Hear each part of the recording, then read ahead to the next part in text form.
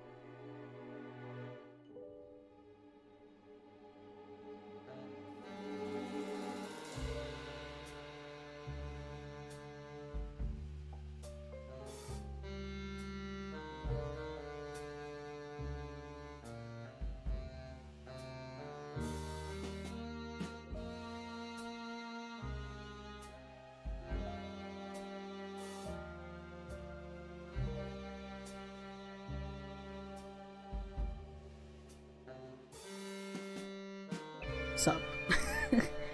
Hello, hello.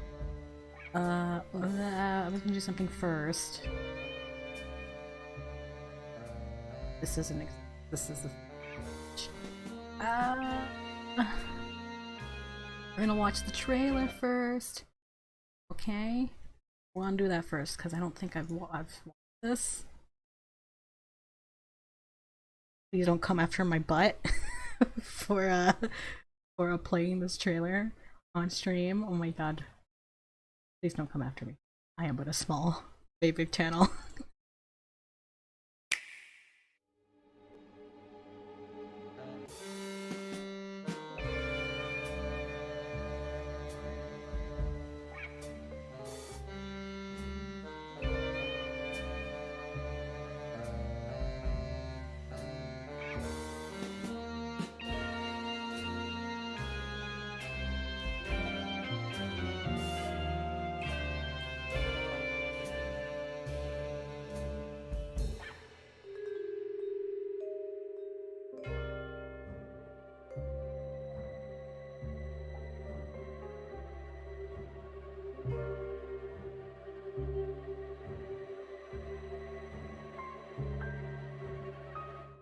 What secrets will you find, lurking beneath the sea?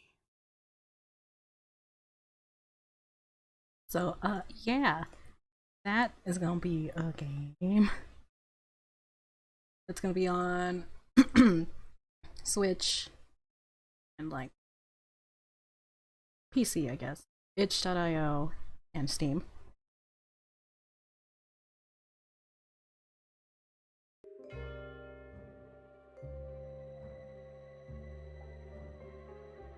Turn. Okay, I'm doing this all weird. I'm doing this on windowed. In hopes of seeing the chat, but this is why I don't like dark mode. My eyes aren't at all. Also, wait, I should do this one. Because we did get a subscriber during the stream, last stream, but because YouTube is like so behind on things, like anything. What? Thank you, Rogue, for subscribing.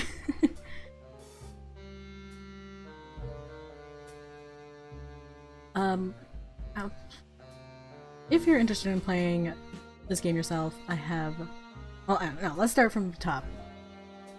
Streams are weird. I hardly ever do them, and it's why I actually never know how to open these things up. Hello, everyone!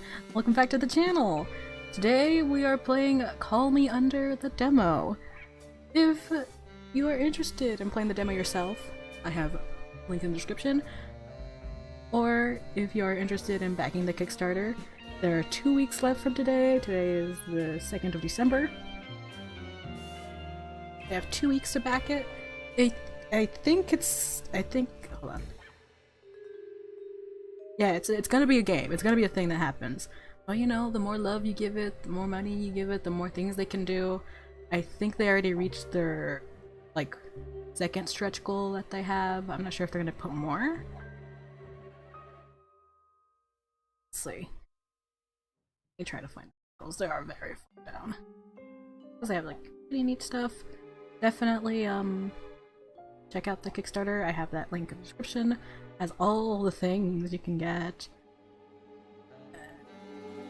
Skipped it. Yes, there you go.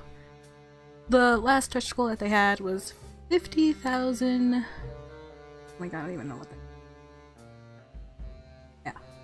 Yeah. Right? And it's more voice acting, so it's not. I don't think it's complete voice acting, but it's more voice acting. And who doesn't love more voice acting, right? You know, I love it. Can't say no to some voice acting. Okay, so we have trouble of reading so much. I have live chat, so what naughty words, I will see it. But I'm pretty much going in blind. All I know, Eldritch-horror, you get choices between like 2 types of player characters, a human and another thing. You never get to see the appearance of your player character, which is cool because it means I could probably use Antonio. And this is like our cast right now. There's some info about the game in the description as well if you want to like quick read. I put the first thing I put was the warnings, okay? It's important to me. That's a thing I remembered. But it says like what will be in the game, even, you know. Good. Good. There's a lot going on. Let's get started. I don't know how long this demo is. If it's longer than an hour, I'm gonna stop, and if it's just like maybe 5 minutes left, then I'm sorry. But I'll probably do like an hour, because that's usually how long I can last. For streaming, anyway. Right. Also, have I just been— oh, okay, I haven't been talking to— jeez. Sometimes I get scared, I'm like, am I just talking to nothing? Did I mute myself? No. Okay. I should really just do this full screen and then do my usual trick. Hold on. This is gonna mess up some stuff. Screen. I did this mostly for the trailer. Oh no, it didn't mess up. God, oh, it did.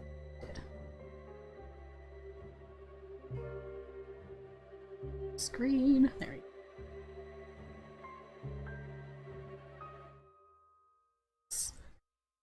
Swan.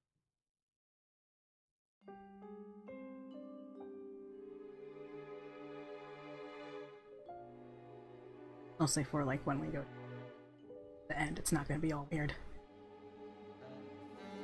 I think that's the only thing I need to do. I go back in here. This button. And R. Low. I can see chat. We're good.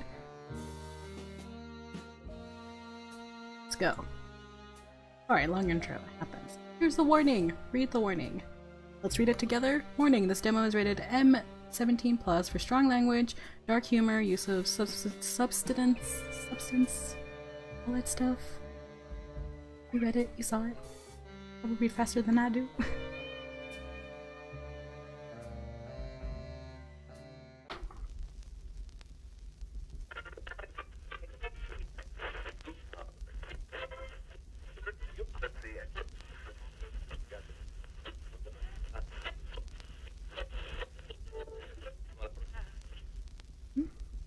The beginning was bathed in darkness.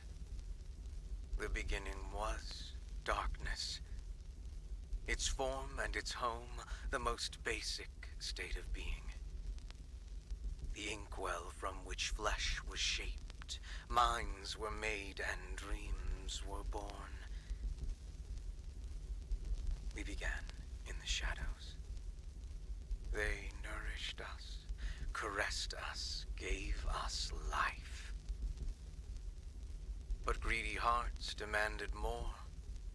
Separation, independence, a self free from the roots, colors split from the inkwell, and a new perspective, a new meaning was born.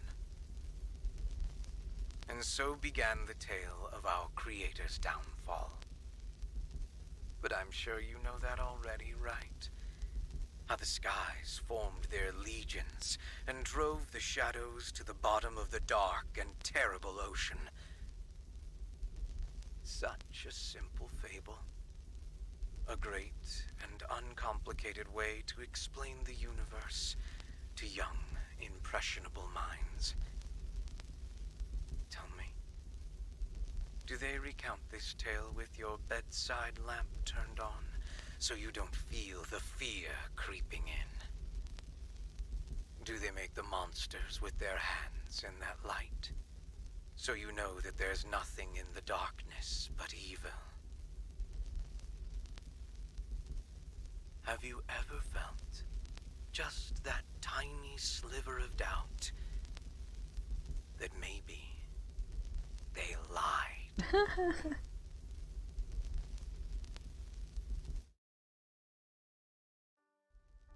Character select. So I think we can only play as the human in the demo. Oh yeah, the other like person you can play is I guess is Skia. But we're human. I guess we're going human. It does make me really excited to like know what the other one is. In the Kickstarter, I think it probably explains it more. I just know that we play a character as someone coming to this town, the city, to start a new life, start from scratch. Here, the human. Now here we are. Let's read the main thing. So, the human. Haven't recently arrived from the surface, you find yourself thrusted into the capable hands and employment of Penelope Sinclair, editor of the Styx Journal, but most significant leader of Scott and Sinclair investigations. Your past is shady, but your convictions are nothing but a memory here in Styx.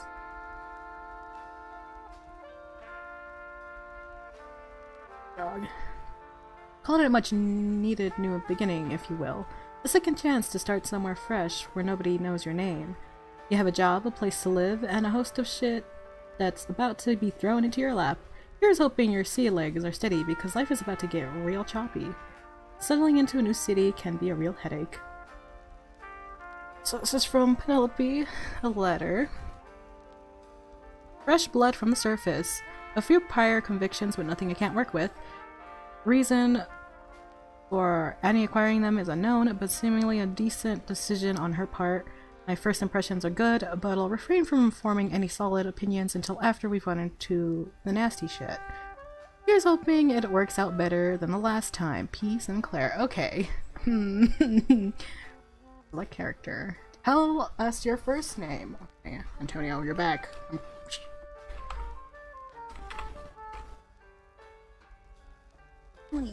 What's your surname? Eves. Oh my god, I'm so glad I decided on a last name because I feel like I've been running into more games that actually ask for a surname. Choose your pronouns. They, them, or she, her, or he, him. He goes by he, him. The City of Styx, November 1958. The insistent tap, tap, tap of the typewriter's mechanical keys beneath my fingertips is the only thing keeping me awake tonight. Long live Antonio, long live Antonio. He shall forever be in this channel.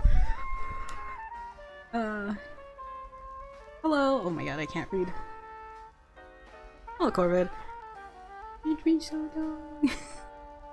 You've been here for so long. Oh my goodness. For you, Antonio, it's been a year. It's been a year. Antonio has been like on this earth, like publicly. I need to get into the story. That and the stench of smoke and booze wafting. Ooh, word. From Penny's office. It's only 7. She'll have one hell of a hangover tomorrow. Again. I sigh and glare at the fresh sheets before me.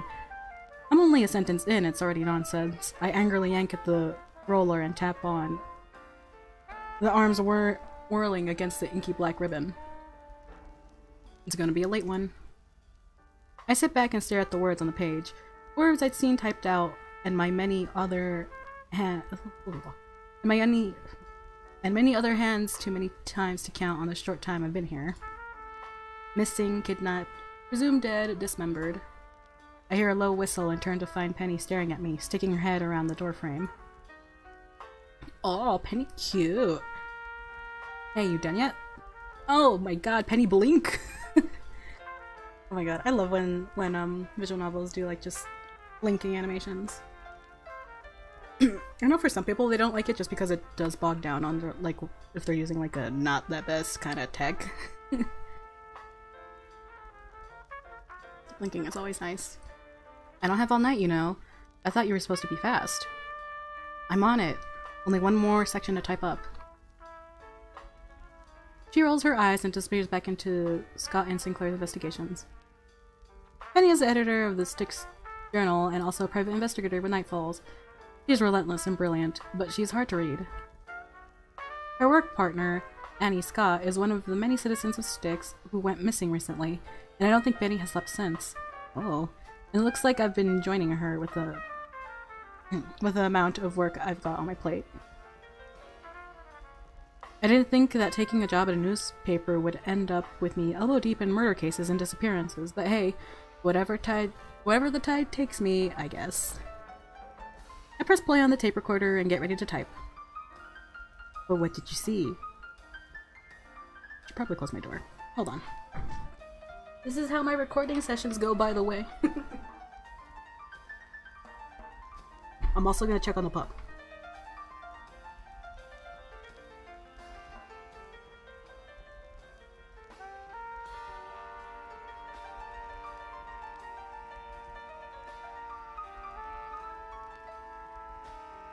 The pup is sleeping. So I didn't close my door, I just let it so she could push it with her snout if she needs to be here. But what did you see? You say you blacked out after she was taken. You must have caught a look at the guy's face. That's the thing, though. That wasn't no guy, wasn't no human. Yeah, you said that already, but it isn't like we have much in the way of humans down here. So help me out, be more specific. It wasn't one of them, either. It was... I quickly stopped the tape and watched the water in my glass ripple, the whole room trembling. I gripped the edge of the desk to steady myself, but it stopped after a few seconds, still long enough to throw me off. Another quake, the second. Another quake, the second today. Is it me, or did that one feel more violent? I turn and find Penny tugging on her coat, a cigarette hanging haphazardly between her lips. She's laden with case files as usual, and I idly wonder if this woman even quits. She doesn't seem too bothered by the fact that the ocean is shaking us like a fish in a bowl. But then I guess that's exactly what we are. Should I be Oh, I never know how to, like, Antonio sentences. Alright, let's go. Should I be concerned? Nah, don't fret.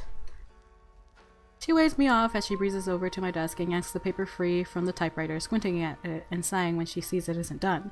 But she adds it to the messy pile she has hitched under her arm anyway. Not done, Penny! My job! These things happen, it's just the nature of sticks, my friend. You'll get used to it. Now, go home and get some rest, alright? I need you here bright and early tomorrow, but what about you, though? Oh, and lock up for me, would you?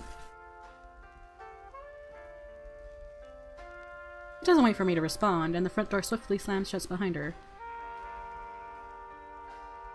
I rub my eyes, and still the tiredness that blurs the edges of my vision will disappear. To disappear. Oh god, I need to read that sentence again. I rub my eyes and will the tiredness that blurs the edge of my vision to disappear. I just want to get through this damn interview so I can go home. Then it happens again. Music goes quiet. Shake, rattle, roll. Another quake. My other ear. Don't need all that. This time it's vicious. No gentle warning or soft rumble, just full bore. Lights swinging, shit falling on the floor, and cracking against the linoleum, books falling from the shelves. My desk jumps across the room like it has a mind of its own. Fear consumes me, and I launch myself from my chair, stumbling towards the door and reaching for the handle like a lifeline. I tear it open, the walls screaming around me, the roar of what sounds like thunder rattling in my ears. Oh! It's animated! Ah! Oh. It's so good. I escape into the atrium and my eyes fall upon the chaos. Hordes of people running from the surrounding businesses, bars, and lounges. There's a stampede coursing across the main floor, and all I can think is that I can't believe I've only been here a few weeks, and here I am, watching it all fucking end.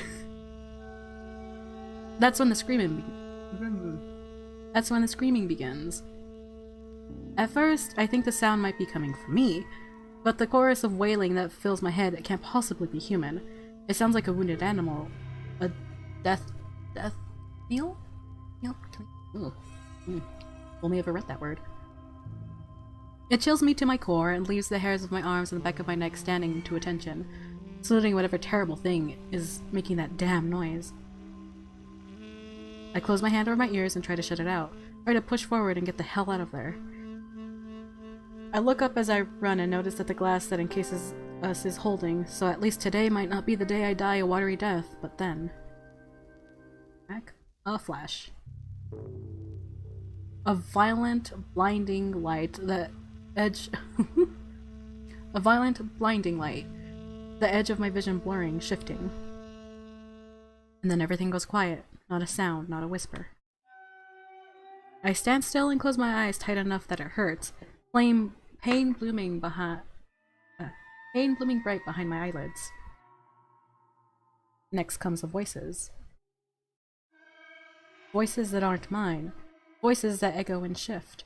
A terrible cacophony of crying, wailing, laughing. Then my mind fills with the vision of a face.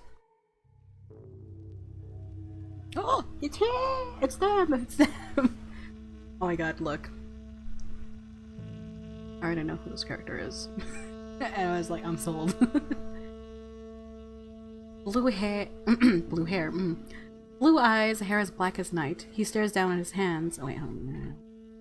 Oh, pretty. Ooh, He stares down at his hands, and every inch of them is painted a terrible and unmistakable crimson. They shake, his long fingers trembling, and he drops them to his side in what looks like defeat. Stop looking at me. Then he's looking right at me. He sees me. I snap back into the waking world with a painful jolt, my temples throbbing, and then comes total silence. Clarity, the calm after a terrible storm. I look around and my vision is clear again. No blurring, no blooded stranger staring directly into my soul. I take a deep breath and shake my head, making myself free of whatever that was, and look down just to check that I'm still whole. Something catches my eye, a flash of red in the neon lights. I look down at my hands and find them covered in blood. Wonderful! Amazing! What the? That's when everything turns to black. Great! I love fainting in video games. It's great. I wake up and I don't remember how I got home.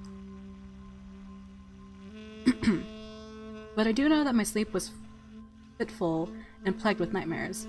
Hello, Rogue! Welcome back! It's nice to see you again! I hope your day has been well, and if it hasn't, I hope it gets better. Or at least that you have a nice rest of your time here.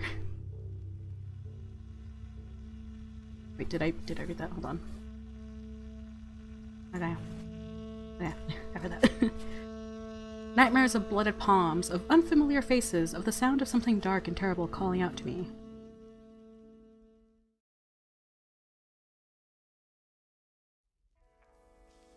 It's a wonderful day here in Styx.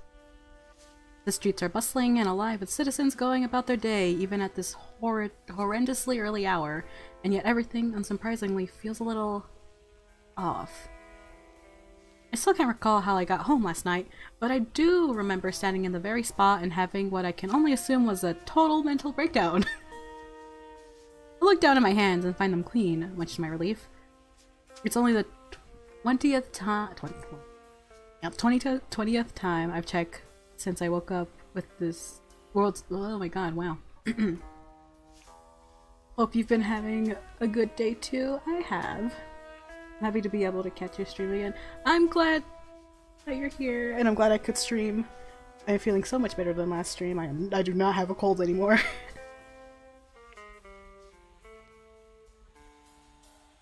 Okay, let me start over with this. I look down at my hands and find them clean, much to my relief. It's only the 20th time I've checked since I woke up with the world's most horrific headache that just won't seem to quit, and a terrible feeling that there's something serious going on inside the brain of mine.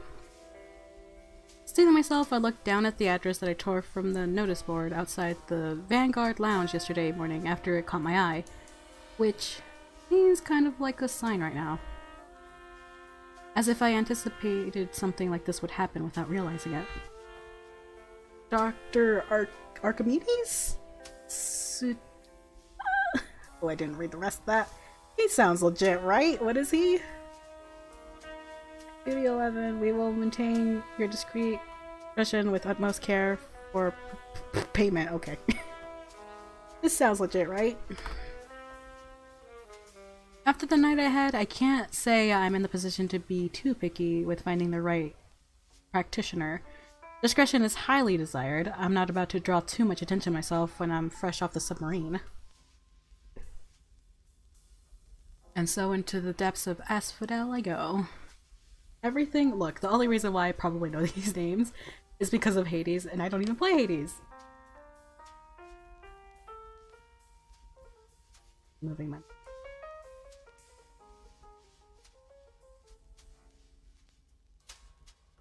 what is this, mouse? Away with you. We can't be doing this right now. I'm streaming. Thank you.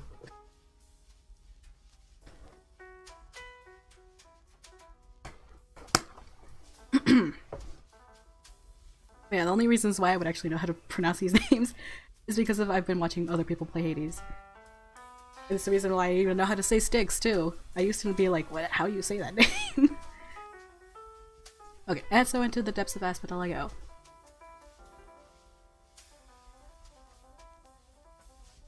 And now I have an unbearable headache.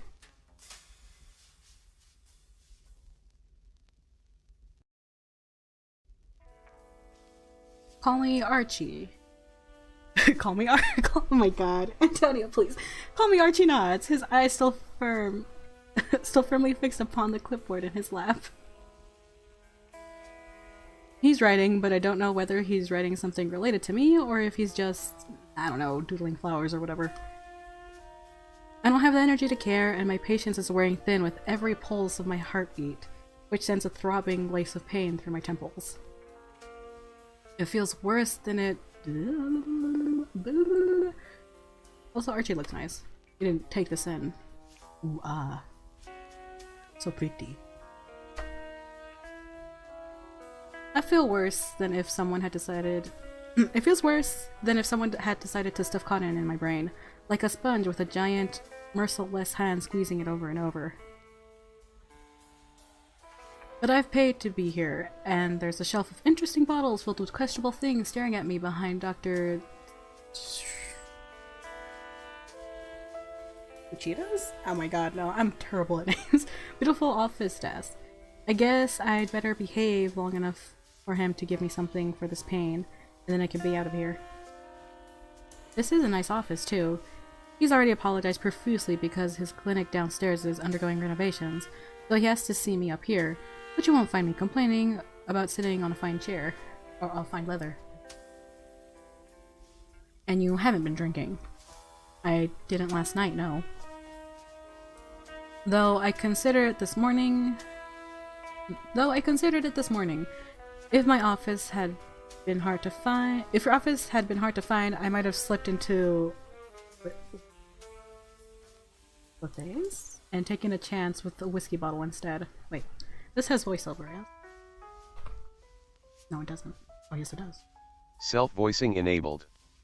Antonio, though I considered it this morning. If your office had been hard to find, I might have slipped into Lethe's and taken my chances with a whiskey bottle instead. Self-voicing disabled. That was a little delayed. Why do you think I picked this spot for the clinic? I snort reflectory. Reflexic. Oh my god, no. You're witnessing the terrible times. I snort reflexively, then squeeze my eyes shut when my head throbs again. This is getting annoying. I'm just gonna go with T. Dr. T gets out his plush chair, and as I hoped he would, he opened a cabinet full of mystery bottles, takes out a few, then rummages for something from another lower shelf. This shall be a good canon voice. His canon voice? This is just my normal voice. I tend to once I get into the swing of things and understanding how the writer writes, I might go I pitch my voice a little lower just to save my save my voice.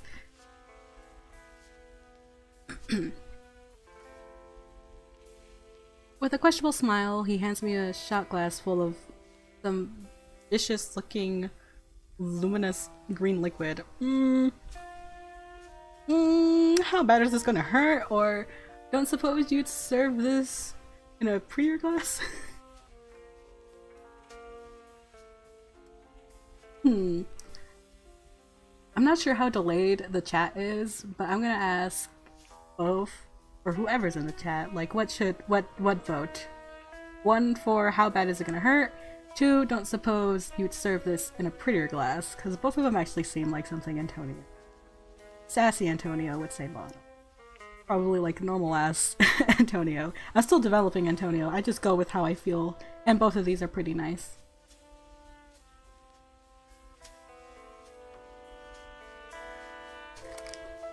I really should probably pin down how Antonio would say things. 1 vote for 1. Yeah, I think 1. Okay, how bad is this gonna hurt? I grimaced at the offering. In my experience, the nasty stuff always works best, and this definitely fits the bill, but can I trust this guy? How bad is this gonna hurt? After the first 3 or so seconds, you'll see that it's worth it. Fear. Well then, cheers? I take a deep breath, brace myself, then knock it back in 1. It's bitter. It doesn't burn, but I might have preferred that to the horrendous taste slithering down my throat. I slammed the shot glass down onto the desk and gestured desperately for anything else to drink. Archie thrust a glass of water into my hands. Thank you, man. Is he smirking? Excuse me. Am I about to die? Oh my god. The end of Antonio. Didn't even start the game. We're dead. The water thankfully washes the horrific aftertaste out of my mouth. See? 3 seconds, like I said. Felt much longer than that. My head is also still throbbing dully, now with the added effect of ringing ears and extra misery of having ingested something that nasty. The bottle of whiskey I've been daydreaming about is feeling less like a threat and more like a necessity at this point. Oh my god. Death from shot of alcohol. Well, from this sentence, it seems like it'll bring us back. Shot of whiskey is the cure. It was 3 seconds. Don't worry, I counted. He cheerfully takes the water from my hand and nudges me to relax in the admittedly very comfortable chair. His smile... Oh my god, there's gonna be so many words I don't know. And strangely reassuring. Now, since you took it orally, it's going to require a little while to fully take effect. Was there another thing that would have helped? A shot? I would have taken a shot. Does that mean I get to fall asleep? Because I could do with the rest. No. Then why do you give your patients such an inviting chair? Usually I don't. That chair is for personal guests. I suppose getting my clinic wrecked by an ungrateful bastard does benefit some. You're the 5th person to comment about that chair. Must be a pretty nice chair then. You get that many patients? He sighs deeply. Probably too many. Others are also happy to just pay me a fee and talk my ears off. Then I'd say you're doing a nice job stealing the bartender's business from down the street. Don't tell him that, or I've no doubt my tab will find itself inflating mysteriously. Oh, and since you're here... Archie ducks behind the desk, emerging a moment later with what looks like a stack of tapes. Suddenly I have a feeling. Am I making a name for myself? Are you the Antonio Reeves? You are the Antonio Reeves, correct? Maybe. Penny's new, recruit? What does that mean? I just do transcripts, apparently. Does Miss Sinclair know everybody in the city? If she does, I wouldn't be surprised. But she did tell me specifically that her new hire is going to be helping her transcribe some important tapes I promised her. Okay. I would have stopped by to deliver them myself this morning, but here I am held up with a patient complaining of a headache. Excuse me? It was pretty bad if I went to the place that, like, where it would help me, right? Talk about lucking out, huh? I did save you a trip, though. I hold out my hands for the tapes, but Archie tuts and shakes his head. He opens a different cabinet in the room, pulls out a roll of twine, and then starts sorting through the tapes and tying them together. Okay. Were they all just in a pile in your drawer until this morning, or did you just forget to finish this final step? That terrible headache of yours must have gone away by now, with all of the sass out of your mouth. It's then that I realized that it has, actually. Not completely. But the discomfort is so minimal that I don't notice much of anything aside from the fact that my head feels weirdly heavy. Like it's full of secrets or something. Oh my god, I have to say his name. Wait, how does the voice... Self-voicing enabled. Antonio, Dr. Tsukida.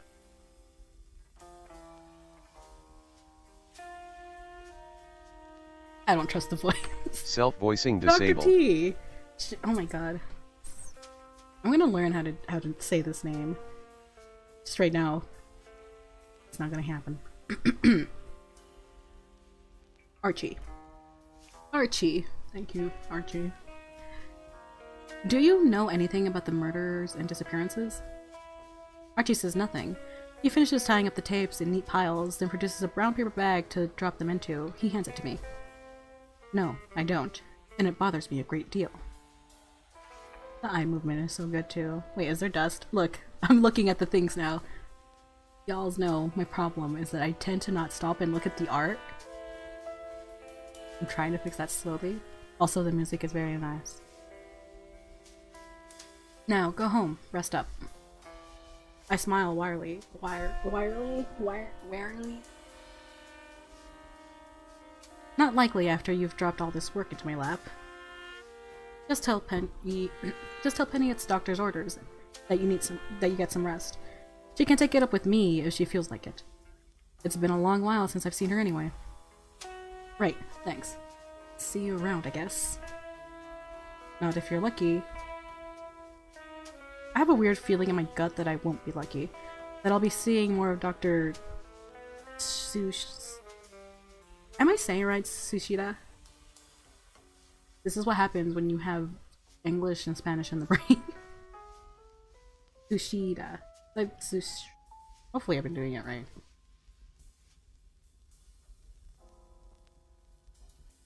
Before I head back to the office, I get a weird desire to check out the strange little shop that's caught my eye more than a few times since I landed here. Nestled between...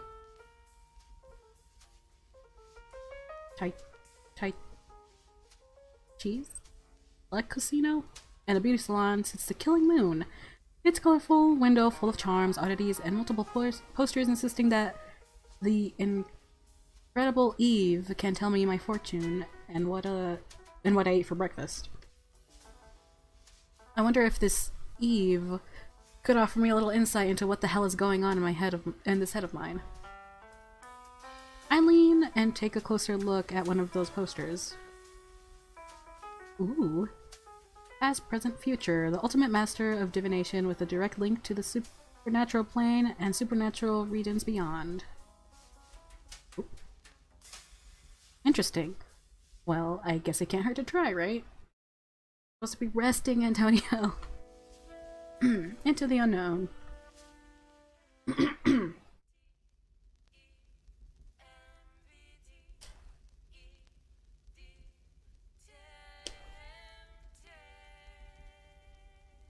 The bell above the door jingles quietly as I step inside, and I'm immediately hit with the overpowering smell of incense and... maelstrom? And a maelstrom of scented candles. Strange music plays in their court. Sorry, it says music and I'm like, I need it.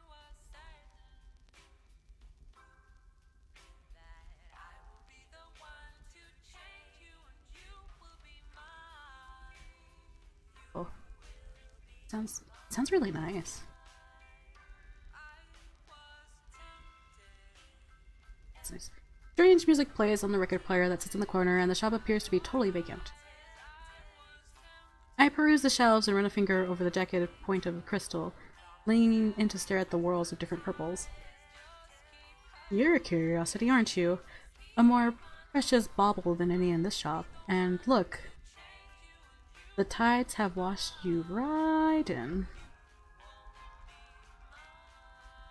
I turn quickly and watch as a fiery-haired wisp of a human in a lace gown in the same color as their pale skin approaches. From where I'm not entirely sure. Amethyst, excellent for migraines and nausea. That's really weird. That's interesting, as Antonio was suffering from like a really bad headache. That would be like attracted to the amethyst. They reach for the crystal and cradle in their palm, closing their eyes, their copper lashes fluttering. It almost looks like they're whispering to it.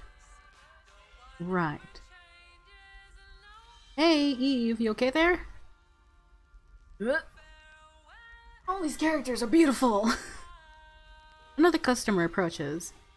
Their golden eyes flicker between this Eve and myself, curiously. They offer me a lopsided smile, one that looks almost apologetic. Eve exhales sharply and opens her eyes.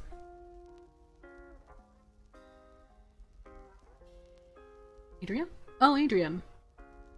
They turn to me and eagerly pass the crystal into my hands. Forgive me. Sometimes I get a little carried away.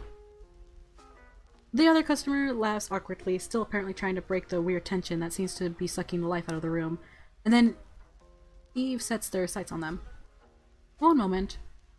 Eve scans the shelves, their hands in the air as if asking for silence, and then they laugh wickedly when they approach a... Oh my god. And they laugh wickedly when they apparently spot what they were searching for. Oh my goodness. The lighting is good. They're so beautiful. They shove a crystal at the other customer's chest. This one is lavender and gold.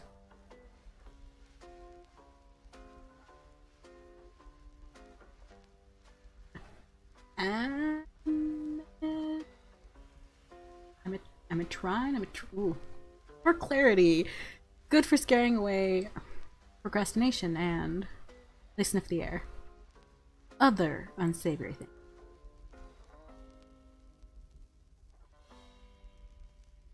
Oh, they blush.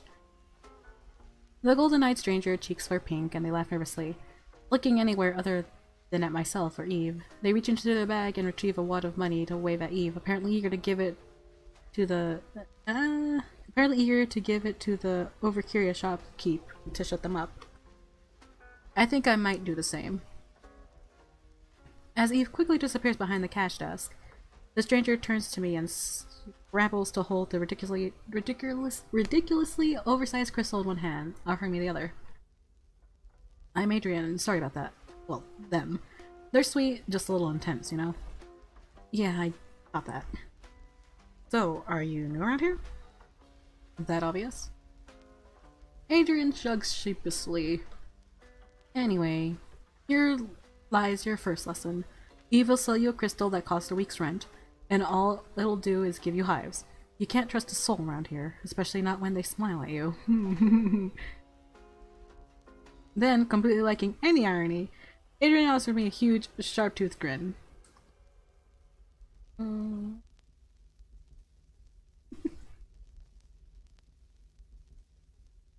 Before I can reply, Eve loudly clears the throat, their eyes widening when we both turn to stare at them. Adrian clears the throat and glances down at the crystal Eve deposited in their palm. Clarity, you said. Eve nods enthusiastically, their skinny fingers clasp as if they're about to drop to their knees and pray. I have a strange sense that you might need some, yes? Adrian excels, glancing out into the atrium almost wistfully. They smile as they deposit their money into upon the counter, but the smile doesn't reach their eyes. Oh. I think you might be right, yeah. Eve looks at me expectantly. And you? What about me? Buy the crystal, don't buy the crystal.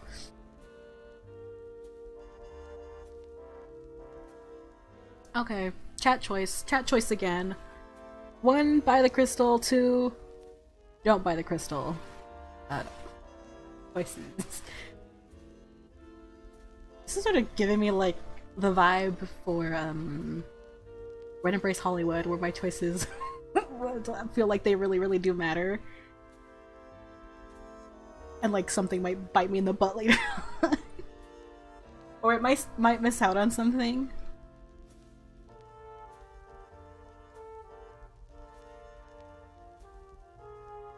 Oh, what other game did that? Yearning also did. Yearning also did that, and I did miss a scene in Yearning that involved James. And it made me sad. Buy it, okay. We're split now. It's... Oh my god, I do have a coin. Oh ho! Okay, head, buy the crystal, tail, don't buy the crystal. I'm just somewhere over here. I can find it, I swear. Tails! Don't! We're not gonna buy it. Oh, but now I'm gonna... Oh, it's a demo, it's fine. If anything, it'll have you going to the demo and playing it yourself. See what buying it does, if anything happens in the demo anyway for buying it. Offer them a sorry smile, as genuine as I can muster. I'm really tight for cash right now, just got to the city and all, but thank you. Maybe some other time? Also, doesn't it give us an excuse to come back? Eve shakes her head and refuses to accept the crystal when I try to give it back to them. Ooh. I insist you take it as a welcome gift, new friend. Oh, we still get it. Ooh. I really don't. I insist. Something about the way they smile at me tells me I won't win this one. We save money! Well, thank you, Eve. I'm sure it'll brighten up your place, right? Oh well, I lost my voice there. I nod and smile again, and Adrian is clearly just playing along, as regretful as their new unwanted item. Ugh. As regretful of their new unwanted item as I am, it would appear. Oh, I didn't catch your name. It's Antonio. Eve shakes the hand I offer them with both of theirs, smiling sweetly until they're not.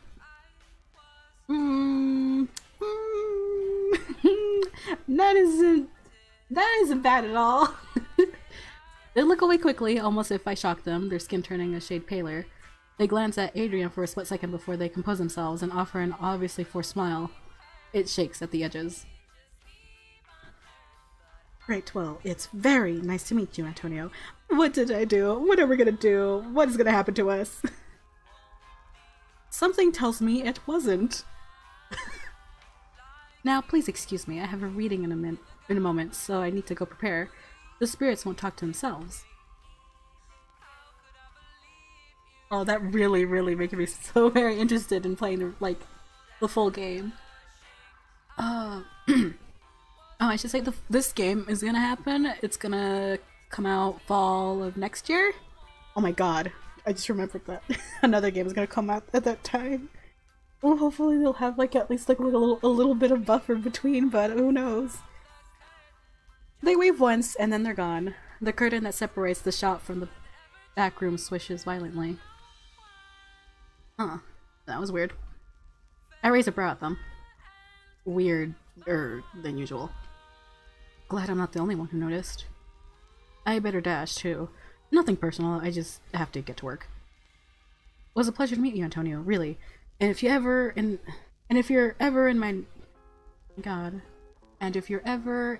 my neck of the water, then stop by my studio sometime. Always looking for your faces to paint. Their cheeks flush as they hand me a small business card. Oh, you're cute. Adrian, portrait, fine art, advertisement. Legion Field. An artist, huh? You flatter me. Adrian shrugs and tucks a strand of their long hair behind their ear, heading for the door. Always nice to make new friends, right? Always nice to make new friends, right? Styx is a big place, distinctly lacking honest folk, and something about you tells me you're one of the good ones. Are we though? So, stop by sometime. See you around. I wave and watch them go, staying in the middle of the killing moon, feeling heavier than I did before I entered, crystal notwithstanding. What did they see? What did Eve see? I'm so curious. When I walk into the office, I find Penny sitting at my desk. She glares at me over the top of the typewriter, her eyes glued to me as I make my way over to the desk and deposit the bag of Archie's tapes in front of her. This better be good, considering you've been gone for almost half of your shift. We're actually an axe murderer. I hope not. That'd be a twist. I always like games where you do play as a villain, though. It's why I'm really excited to play First Degree. You play as the killer. That's such a concept. We'll see what happens. Hopefully we'll get an inkling in the demo. If not, then I will be watching this game like a hawk on Twitter. I can't promise it'll be good, but they're from Dr. Sushida. He said he was planning on dropping them by. Penny's blue eyes light up, and she eagerly dips a hand inside the bag, counting the contents with a growing smile. That son of a bitch, I knew he'd come through. While she's occupied with whatever juicy content Archie has supposedly provided with us, I noticed a new missing person poster has been added to the case board. My heart sinks when I look at the grainy picture. That face. Missing. We are seeking information regarding the disappearance of this individual. Castor Egon? From Greece? Wait a minute. It's the guy that we saw. I saw like blue eyes, black hair. Oh. I reach out unconsciously, almost as if compelled, and I feel sickness cooling in my gut. Or at least someone may probably relate it to him. Does it look like him though? I'm gonna look at this. It's again. And is it him? Or someone related to him? Probably the text will tell me. I reach out unconsciously, almost as if compelled, and I feel sickness coiling in my gut. Like I know this man. Like he means something. But I've never seen him before, of that much, I'm sure. Not in a way that would make me feel like this, anyway. Oh yeah, I need to brief you on this one. Penny's voice snaps me from my daze, and she flicks the poster, leaning against the board with a resigned sigh. His name is Egon Castor. His brother came to my apartment after the quake in a mad panic. Apparently he disappeared last night under suspicious circumstances. But that's all I managed to get out of the crazy bastard before he ran off. Men. I stare at her, not quite able to bring myself to respond. The face on the poster still is drawing me in, urging me to look. Penny tilts her head curiously and frowns at me. Earth to Antonio. You alright there, champ? You look a little peaky. I nod vacantly, plastering a smile across my lips. I just had a bad night. No sleep, headache. Must have been the quake. Yeah, huh? Yeah, you're still adjusting, I suppose. Anyway, let me tell you about this Castor guy. Get your typing fingers ready. It's a long story. I dutifully take my seat and we're supposed to be resting! I dutifully take my seat at my desk, slipping a fresh piece of paper between the rollers, and for the next 2 hours, Penny recounts the tale of Blue. Oh, look! So it's the brother of Blue and Egon Castor, and why the latter going missing holds some degree of significance in the long and winding web the stick seems to be weaving around us. I'm gonna need a drink.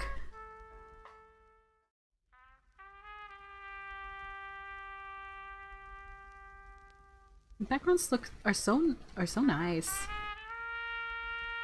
They're like detailed, but not like overwhelmingly detailed.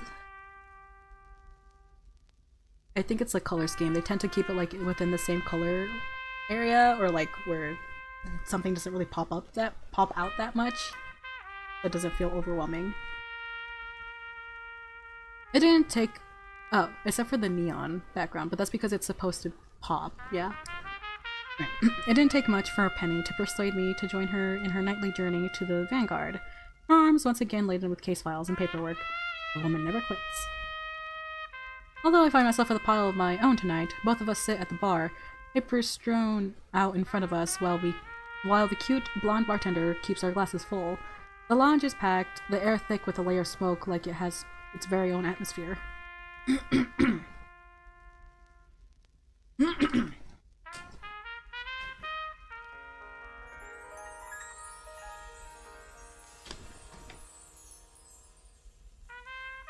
I still don't know if I believe that he's missing. If you met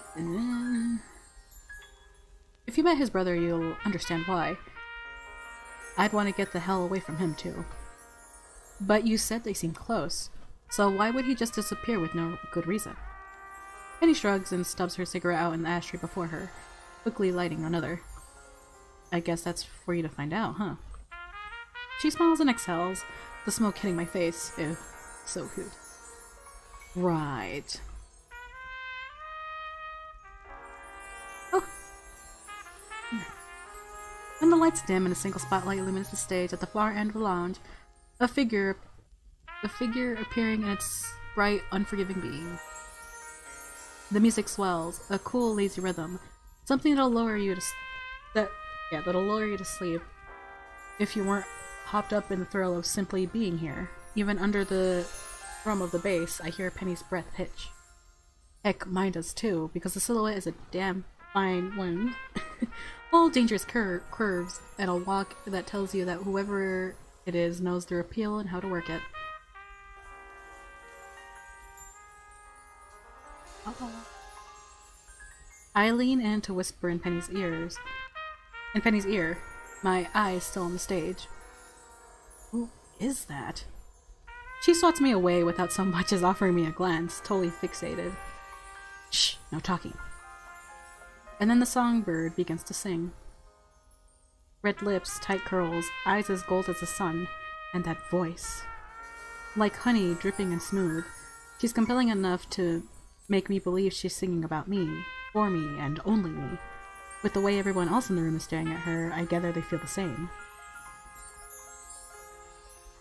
To say I'm transfixed would be an understatement.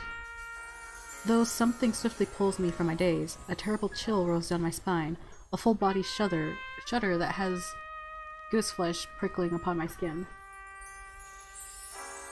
I feel the same way I did last night, like I'm about to get lost in a dream, vision, whatever the fuck that was. Then I see him.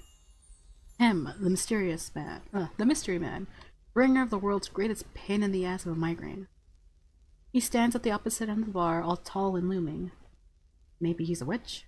Something haunting and dark. A creature like the one they say wanders tricks at night if you get too close to the shadows. The bluest eyes I've ever seen focus in on me like he's heard everything I'm thinking about. Him. He scowls at me from behind a curtain of ink-black hair, and I can hear my own heartbeat rushing in my ears, the music in the songbird's voice a mere echo. Like I'm underwater, but in a more literal sense. The shadow man narrows his eyes, and I decide there's definitely something other about him. Something both missing and too much to fathom. He averts his gaze quickly, like he's been shocked out of a little staring contest. And the room seems to shudder, my ears popping, and then everything is back to normal. Only then do I register Penny snapping her fingers in front of my face, and if looks could kill. Hey, you drunk already or something? I shake my head because my tongue feels too heavy for me to form words, and Penny simply sighs, resenting herself to the fact that I'm terrible company, I assume. I would feel bad if it wasn't for the existential crisis I seem to be having. Ah yes, black eyes with the pretty man across the room. And you're questioning everything about your existence. Why is he so pretty? Why aren't I as pretty as him?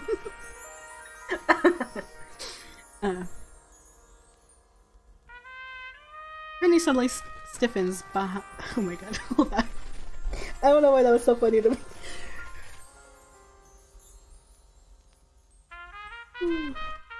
Oh no. Okay.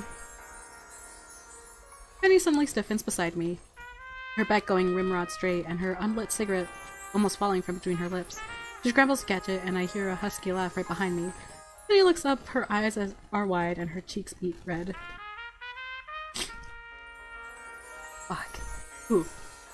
Oh, it's her. It's them.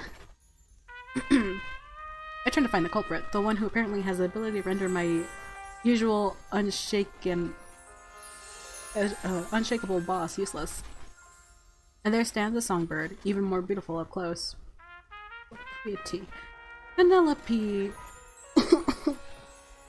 I see you've brought the office here with you as always. Should you really be drinking on the job? Penny merely scowls and angrily fumbles for her lighter, refraining from responding. The songbird simply sighs, shrugging at me with pursed lips like she's used to this kind of reception. And who is this?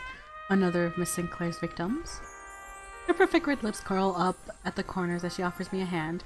Penny swears quietly under her breath and finally gets a flame out of her lighter, her relief apparent.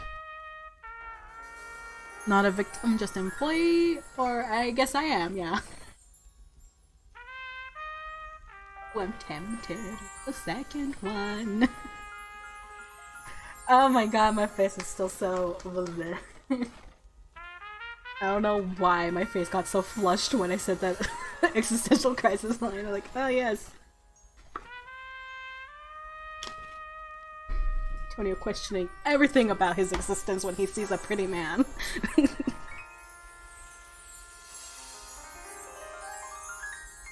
Alright. It's just gonna be a chat choice. I should probably do this for like a lot of streams that have like choices. Chat choice. Let's go. Oh, I probably yeah. Actually do this. Okay, number 1. Or not a victim, just an employee. Or 2, I guess I am, yeah. I am. Am I one of Penny's new victims?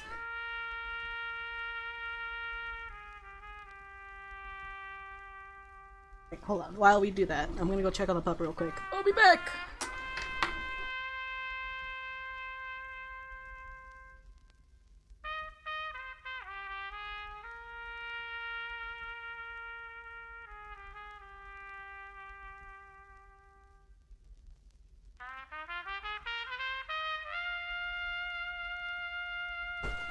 She's still asleep. 1. Oh no, I got the hiccups. We got a 1. I actually like 1 as well.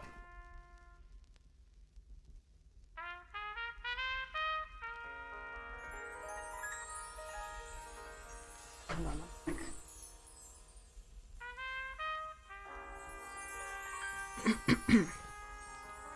Right, a few seconds. We'll give a few seconds to account for the delay.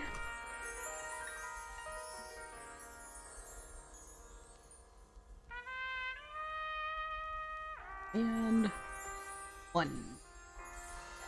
Alright. 1. Not a victim, just an employee.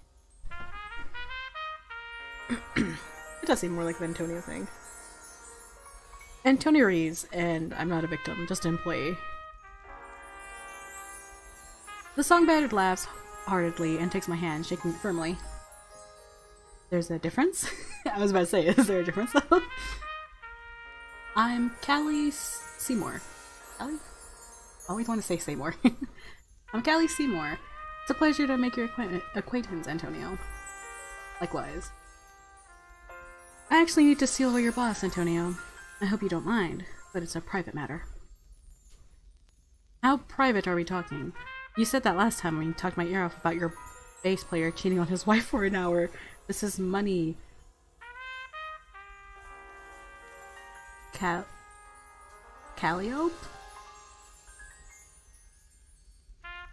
Don't give me that shit, Pen. I have solid information. Is that intriguing enough to make me taking up your oh-so-precious time worthwhile? Then he clears her throat and begins to gather up the paper she'd earlier thrown across the countertop, puts me back in their files, and then under her arm. She stands, throwing me an apologetic glance. Call it a night. I should have been resting anyway the whole day. I need you in early tomorrow to make up for the time we lost today, alright? Sure thing, boss. She actually smiles at that, and I feel I got rewarded a gold star. A for effort, but then she inhales sharply and squares her shoulder. Her gaze meeting Callie's as she pushes past me. 30 minutes max. I need an early night too. Ah, that's rich. The blush. The blush. And then Penny is off, pushing through the crowd and heading who knows where.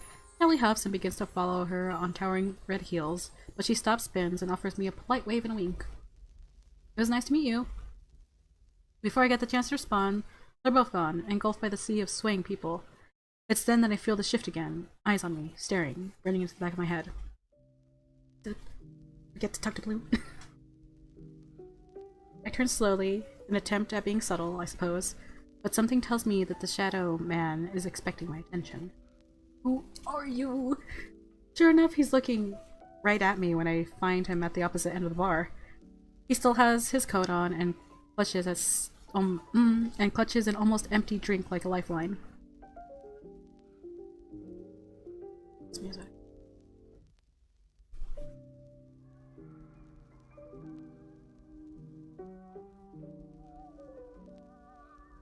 That is interesting music.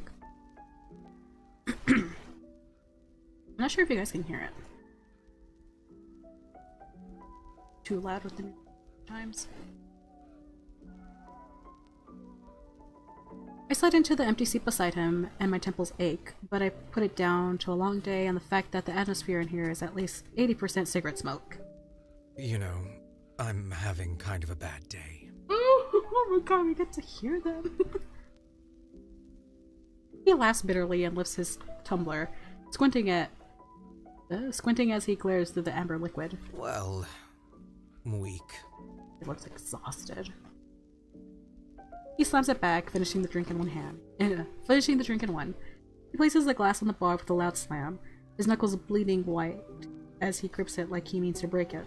So tell me, what exactly do you want? I keep catching you staring, and I'm not looking for any company tonight, if that's what you seek. Nah, dude, you're giving me chills and I need to know why. And not the good kind of chills, apparently. Isn't every day you see a guy in a It isn't every day you see a guy in a painful, seemingly prophetic vision, and then suddenly he's real and sitting in front of you. Jamie seems like kind of an asshole. I clear my throat, and the weight of his glare is heavy enough to make my skin crawl. I saw you yesterday. He raises a brow at me and then laughs, a dark chuckle. I don't think you did. I was a little preoccupied. His words drip with disdain, and the bartender walks over to us, bottle in hand. He refills the Shadow Man's tumbler with a heavy dose of whiskey. Without question. Hold on. Need a drink.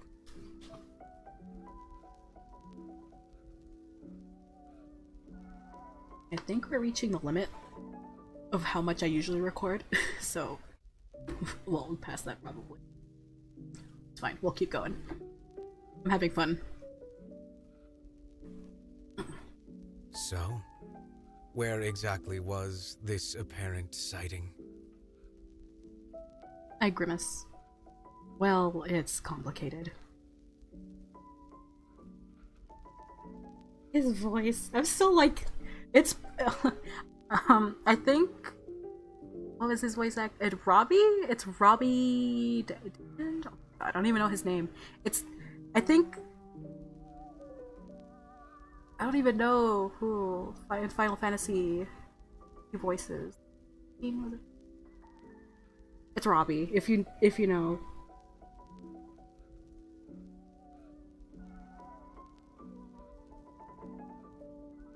He's done a lot of stuff that I've been seeing him everywhere. He has a really good voice, and I think his range is pretty amazing too. Okay, he's frowning now, his expression cold enough to chill me to the bone. That's when I know it has to be him. It's those eyes, like there's nothing behind them. I lean in close and drop my voice. The quake. While it was happening, I had a vision, or something. He sits a little straighter and clears his throat, his head flipping around to see if anyone's watching us, I assume. Then he's leaning in and staring me down, his voice pitched low. I feel like he's trying to find a weak spot, a kink in my non-existent armor. I have a twin, you know. It could have been him, but I guess it depends on what you saw. He raises his brows. I can't tell if he's playing around or if he's threatening me. The fact that he seems unperturbed that I told him I had a magical vision is less than comforting. The Caster twins. You're one of them. The not missing one. My name is Blue. And yeah, I'm the not missing one. Very observant of you. You were covered in blood, or it was definitely you. Okay, I'm actually not gonna ask. Cause we gotta go with you were covered in blood. The thing is, like, it could be a vision of the future, and not exactly like that moment. Right? What was it? Was definitely you gonna do? Okay, if you want, it's definitely you. Put your arguments in. What do you think I should choose? I like the more kind of vague. It was definitely you. I literally don't know how he's gonna react to that. Well, you were covered in blood. It was like, you know, one. We got one in the one. Well, technically two in the one, but even then. Cause you were covered in blood. It's like, he could be like, so? Or he could lie to us and be like, no, it wasn't. Or it's a thing that happens in the future. Blood. Sacrifice to the gods, yes. You were covered in blood. Blood. You were covered in blood when I saw you. As if his face wasn't pale enough already, his skin drops a few shades, but quicker than he blanches. Blood for the blood god, yes. God, every time I hear blood for the blood god, it reminds me of that one visual novel. It's still happening, but it's like a parody, kind of like jokey visual novel about a god and you being born from his blood or whatever. It's called Blood for the Blood God. It's by Crimson Chains on Twitter and some other people. As if his face wasn't pale enough already, his skin drops a few shades, but quicker than he... Oh my god, I never had to say this word. Blanches? He finds his composure and has the gall to laugh in my face. Did Sinclair put you up to this? No! Penny? No, I haven't told her a thing. Blue surveys me again, a little harder this time, his gaze cutting deep. What else did you see? God, you were staring at my soul. I shake my head, and Blue scoffs, rolling his bright eyes. Brilliant. Just fan-fucking-tastic. This is all I need. As if I don't already have enough on my plate, you give me this, too. What is this, though? I stare at him and try to figure out what exactly... I stare at him and try to figure out exactly who he's talking to. It certainly isn't me. Oh my god, is he possessed? It certainly isn't me. I was thinking about this earlier. It's like, is he possessed? Was he possessed? Is there an actual, god in him? And now he has to deal with it. It certainly isn't me, and it certainly isn't anyone else I can see. That thought has the hairs on the back of my neck rising. Do you want to tell me what's going on here? You're apparently not at all shocked about what I thought was a pretty outlandish claim, and I'm feeling pretty damn lost. Now there's a rumble on my side, and I'm trying to figure out if that's a car or a helicopter.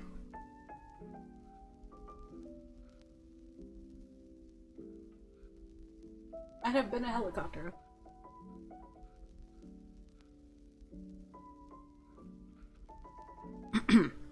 Blue downs his drink in one, Blue downs his drink in one, grimacing as he swallows it. He hisses through clenched teeth and stands up, quick and dramatic enough that he startles me and everyone in our vicinity. Then he's reaching into his coat, fumbling with something. He pulls out a crumpled piece of paper and a pen, leaning on the bar as he scribbles something down. His fingers are stained with ink. I wonder that, if I stare long enough, if the black will turn red. Dang, Antonio, again. Your relationship with blood is deep. He shoves the paper into my hands. It has an address on it, in Greek and English. I'm not even looking. A Church of Shadows. Asphodel Meadows. Find me here tomorrow night. And don't tell anyone, especially not Sinclair. Got it? Sure. Vague sure. I'm not sure if we're gonna tell Sinclair or not. How do I know I can trust you? I think about what Adrian said about not trusting anyone here, especially if they smile at you. He hasn't smiled at us. Blue scoffs and sticks his hands in his pockets, his shoulder hunched like he's trying to make himself look smaller. An impossible feat for a guy as tall as him. And well, he certainly isn't smiling. I can't decide if that's a good sign or bad. Something else about this situation points to the latter. Is he gonna murder us? God, I hope not. The last thing you have to worry about is trust right now. I guess you're right. He pauses and tilts his head, his bright eyes dragging over me. Is he smiling now? I didn't catch your name, did I? No. It's Antonio. He narrows his eyes again, and I consider buying the city out. And I consider buying the city out of all of its crosses, holy water. Tomorrow night. Be there when the lights dim. Right. No witnesses. Too dark for anyone to see us being murdered. I stuff the paper into my pocket. And you'll tell me what's going on. He leans in a little closer, his voice as low as it can go with all of this noise. You'll tell me what's You'll tell me what's happening to me. Oh, they'll tell you. Great. They? Blue laughs. It doesn't rain here in paradise. It only pours. Welcome to Styx. I did think I loved you at the start. I still do. Oh my god. The bastard has the gall to offer me a dangerous, wicked smirk. Sweet dreams.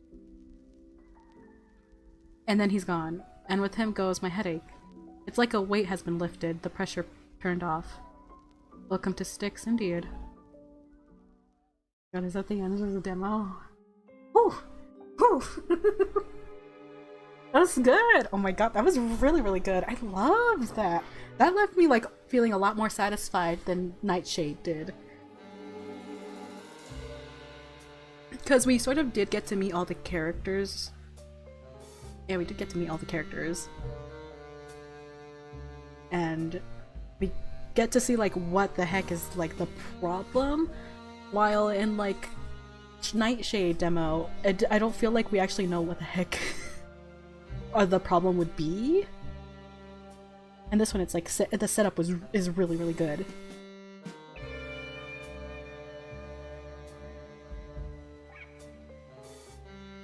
Also, the music is nice. Everything is so amazing in this game. If you're interested in playing the demo yourself, backing the Kickstarter, promoting the game, I think it's 15 euros? I think it said like 21 US dollars. I don't have that money. I don't have money.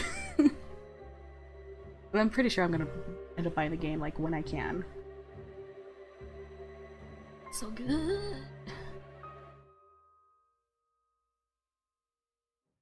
He looks so different from his sprite. He looks so tired in his sprite, and I guess it's just because maybe this is like the moment where he ended up being possessed. Or whatever happened to him. Oh my god, it's so good. Oh my god.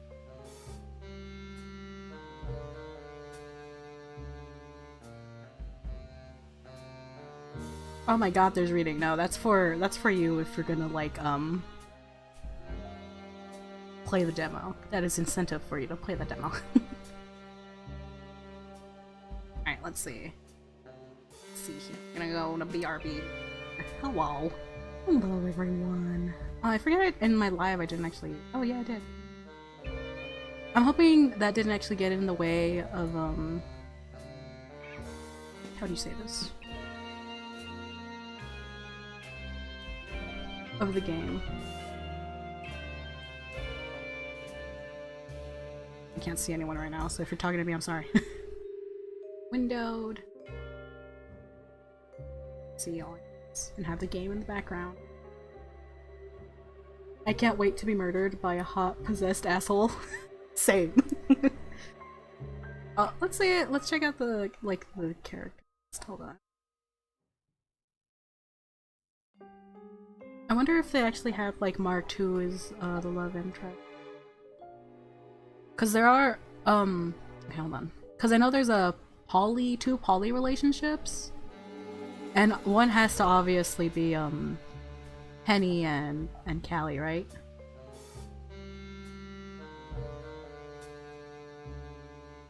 Oh no, that's not what I wanted.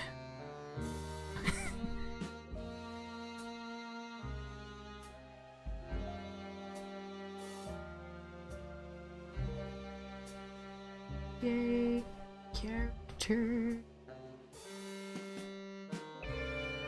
Adrian though. Adrian, you know more right. Look, artist. They're amazing.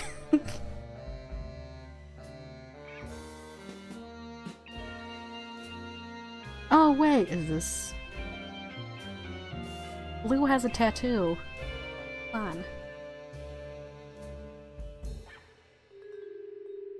How do I show this to you?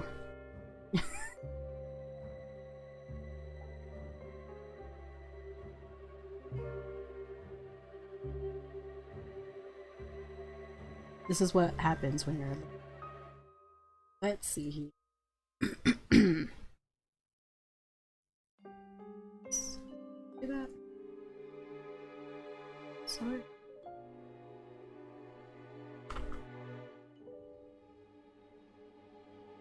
Oh, there you go. Yes. Don't kick me, YouTube.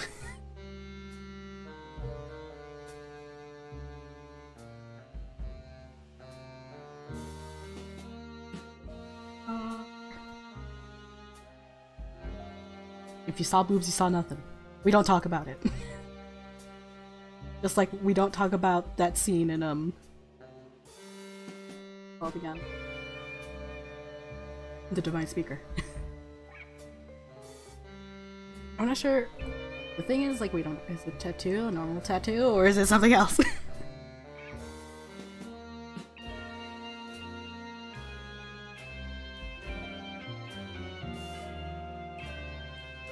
What are these scenes supposed to be?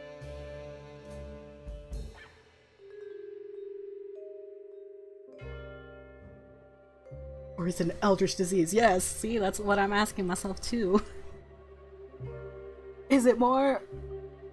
Or does it not matter? I know some artists, like, I'm one of those artists that just like putting tattoos because it's aesthetically pleasing. Like, a tattoo doesn't have to have a meaning. If you like how it looks and you want it, then go get it. But also, for the story, is it a hey puppy? Did you have a nice nap? Oh, you look so lost.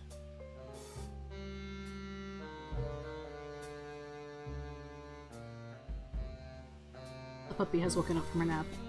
So that sort of means that I'm here. Yeah, what we know for sure that Call Me Under will have is 60 plus unique CGs, over 25 possible endings, good and bad, 8 romances per player route, and much more.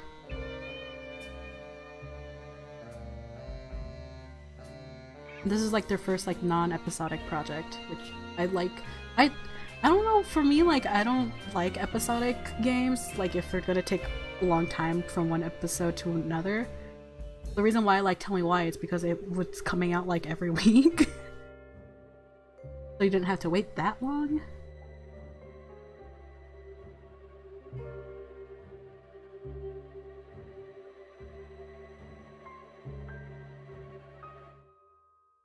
But I definitely recommend checking out the Kickstarter page. It's in the description below this video. I could put it in chat if you want me to. They're both like easy. Let's see. Oh, no, I have to sign in the chat. I can't do it. That's not gonna happen. It's in the description.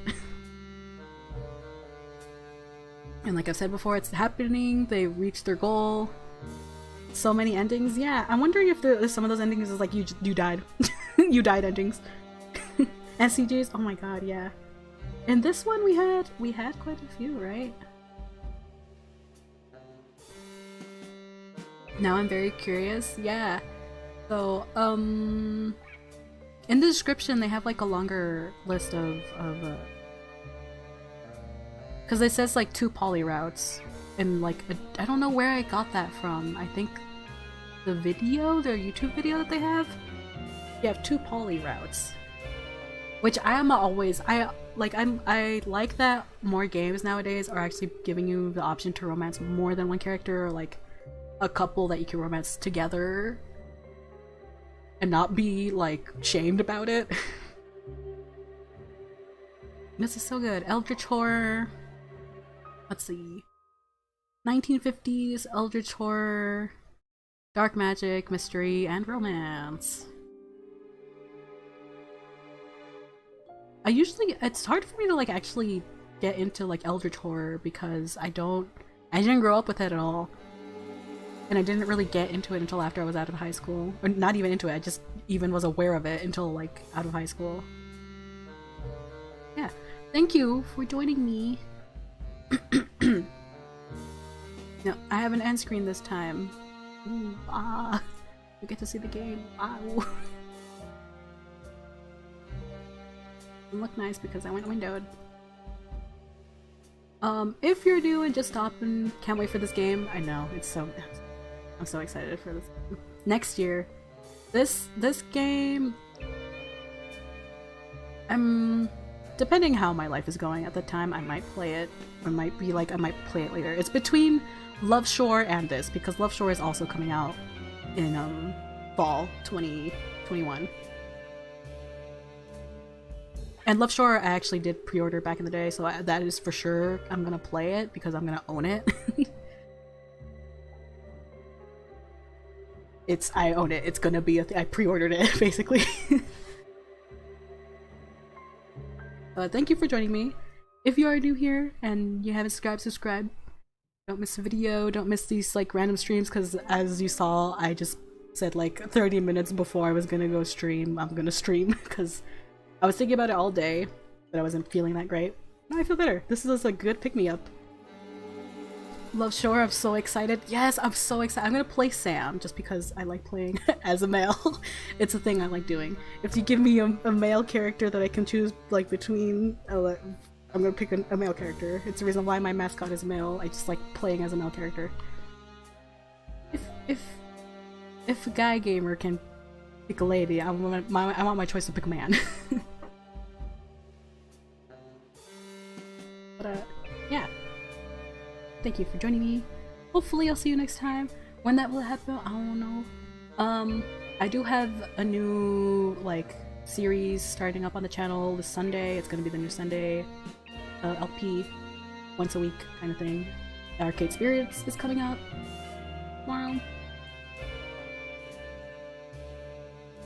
Okay, I'm glad that I joined your stream. Oh, thank you for joining me. Like, oh my god, I like when I'm able to like talk with people, especially with YouTube. I feel like the audience that I have here like knows what I'm into and what they're into, while on Twitch, I started out as Dragon Age and then just random people stop by on my random streams, and it's really awkward for me. So I'm like, I don't know, why are you here? While on YouTube, I already have like an audience that knows that like visual novels. It's pretty gay.